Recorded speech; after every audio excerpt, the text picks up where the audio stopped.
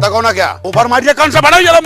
বরিশালের সন্তান কাবিলা, তার পুরো নাম নজরুল ইসলাম শামীম। উইকিপিডিয়ার দেওয়া তথ্য অনুযায়ী তার জন্ম 1955 সালে। ছোটবেলা থেকেই কাবিলার স্বপ্ন ছিল একজন ফুটবলার হবেন। সে স্বপ্ন ছুঁয়েও ছিলেন। বড় হয়ে পুরো দস্তুর ফুটবলার হন তিনি। আরামবাগ স্পোর্টিং ক্লাব, ব্রাদার্স ক্লাবের হয়ে খেলতেন। পাশাপাশি বক্সারও ছিলেন। নিতান্তই শখের বসে দাঁড়িয়েছিলেন ক্যামেরার সামনে। কে জানতো এই শখই তার সব হয়ে যাবে। প্রথম সিনেমা করার পর অভিনয়ের প্রেমে পড়ে যান কাবিলা। 1988 সালের কথা, যন্ত্রণা নামক একটি সিনেমায় অভিষেক হয় তার। সেই সঙ্গে নজরুল ইসলাম শামীম থেকে হয়ে যান কাবিলা। এর পেছনে একটি গল্প রয়েছে। সে সময় পরিচালক চাষী নজরুল ইসলাম সহ বেশ কয়েকজন নজরুল ছিলেন চলচ্চিত্রে। আর নজরুলের সংখ্যা বাড়াতে চাচ্ছিলেন না কেউ। তাই পরিচালক কাজী হায়াত শামীম ইসলাম নজরুলের নতুন নাম দেন কাবিলা। প্রথম সিনেমায় ছোট একটি চরিত্র পেয়েছিলেন কাবিলা, কিন্তু মুক্তির পর প্রশংসা পেয়েছিলেন অনেক। চোখ বন্ধ করে পেশা হিসেবে নিয়ে নেন। একের পর এক সিনেমায় অভিনয় করতে থাকেন। অল্প দিনে হয়ে ওঠেন ব্যস্ত। কাবিলার চলচ্চিত্র জীবনকে দুই ভাগে ভাগ করা যায়, যার এক ভাগে তিনি খলনায়ক, অন্য ভাগে কৌতুক শিল্পী।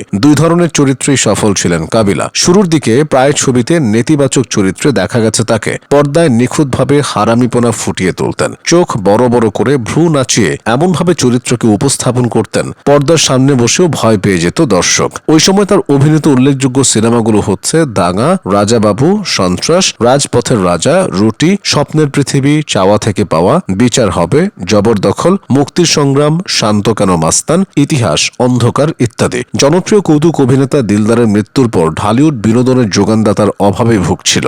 কৌতুক অভিনেতা পাওয়াই যাচ্ছিল না। শূন্যস্থান পূরণে এগিয়ে আসেন কাবিলা। কলিজা কাঁপানো ভিলেন থেকে সোজা হয়ে যান দম ফাটানো হাসির রাজা। এখানেও তিনি সফল। বরিশালের ভাষায় স্বভাবসুলভভাবে নিজেকে উপস্থাপন করেন। দর্শকের না হেসে উপায় থাকতো না। খল চরিত্রে কাবিলাকে দেখা গেছে মান্না, রুবেল সহ 90 দশকের জনপ্রিয় সব তারকাদের সাথে। কৌতুক অভিনেত্রী হিসেবে কাবিলার লোক হাসিয়েছেন শাকিব খান, বাপি চৌধুরী সহ বিভিন্ন নায়কের সঙ্গে। হাসির রাজা হিসেবে অ্যাকশন জেসমিন, মেন্টাল, হিটম্যান সহ অসংখ্য সিনেমা রয়েছে তার। 3 যুগেরও দীর্ঘ ক্যারিয়ার কাবিলার। এই সময়ে 1000-এরও বেশি সিনেমায় অভিনয় করেছেন। কথায় আছে, চিরদিন কারো সমান নাহি যায়। কাবিলার ক্ষেত্রেও একই চিত্র।